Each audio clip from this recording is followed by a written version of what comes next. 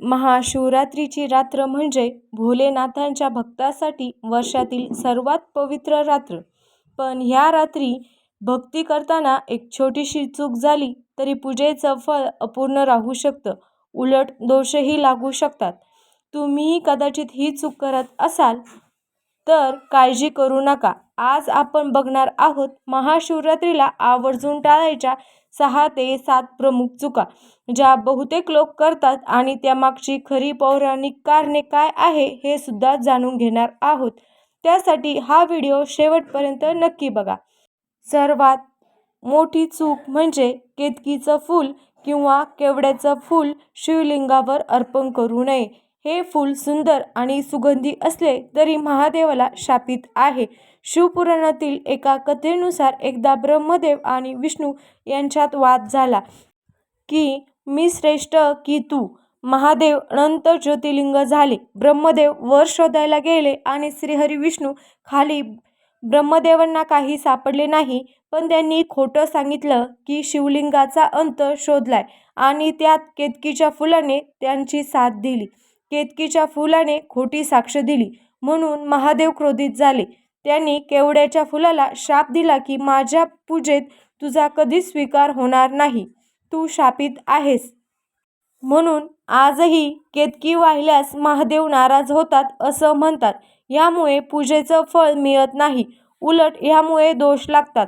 त्याऐवजी धोत्रा, चमेली किंवा पांढरी कमळ हे महादेवांना व्हावे. ह्यामुळे महादेव खुश होतात आणि प्रसन्न होतात. दुसरी चूक जी मनाला चटका लावते, तुळशीचं पान अर्पण करू नये. होय, तुळस ही विष्णुप्रिया आहे, लक्ष्मीचं प्रतीक आहे, पण शिव हे वैराग्य आहे, संन्यासाचे रूप आहे. तुळस त्यांना अर्पण करू नये. त्याऐवजी बेलपत्र भगवान शिवाला अर्पण करावे. यामुळे भगवान शिवाची प्रेमळ साथ मिळते. तिसरी महत्त्वाची गोष्ट म्हणजे हळदी कुंकू.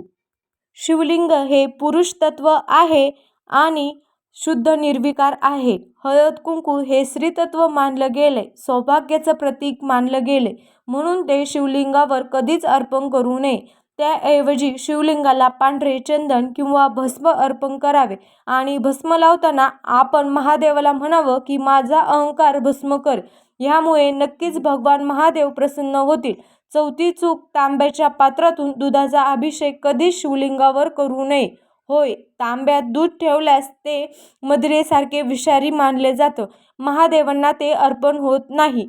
चांदीचे, पितळेचे किंवा स्टीलचे पात्र घेऊन त्यात दूध ओतून मगच मनापासून भगवान शिवाला अभिषेक करावा.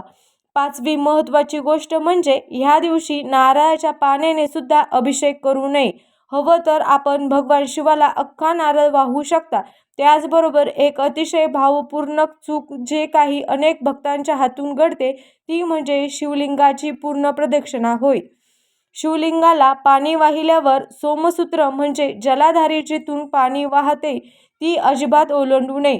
फक्त अर्धी प्रदक्षिणा करून उजवीकडे वळून परत यावे, कारण शिव हे अनंत आहे. पूर्ण प्रदक्षिणा केल्यास पूजा अपूर्ण राहते असं सांगितलं जातं. आता सर्वात महत्त्वाची गोष्ट, अपूर्ण मनाने पूजा करणे. भगवान शिव भोले आहेत, पण ते मन वाचतात. मनात द्वेष, क्रोध, मत्सर हे सर्व ठेवून पूजा केली तर ती नक्कीच महादेवापर्यंत पोहोचत नाही. म्हणून शुद्ध, सात्विक, प्रेमळ मनाने फक्त ओम नमः शिवाय या पंचाक्षरी शिवमंत्राचा जप करत आपण महादेवांना प्रसन्न करू शकतो.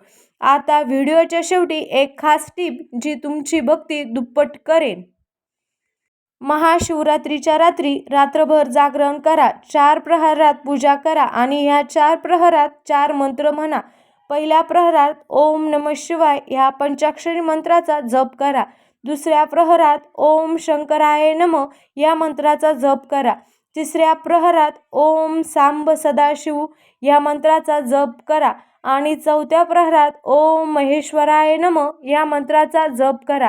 हे जप करताना डोळ्यात अश्रू येऊ द्या, हृदयात प्रेम साठू द्या आणि महादेवांना सांगा की हे भोलेनाथ, मी तुझाच आहे आणि तू माझा आहेस. तर मंडळी, या चुका टाळा. शुद्ध भक्तीने महादेवाची पूजा करा. भोलेनाथ तुम्हाला सुख, शांती आणि मोक्ष नक्कीच प्रदान करतील.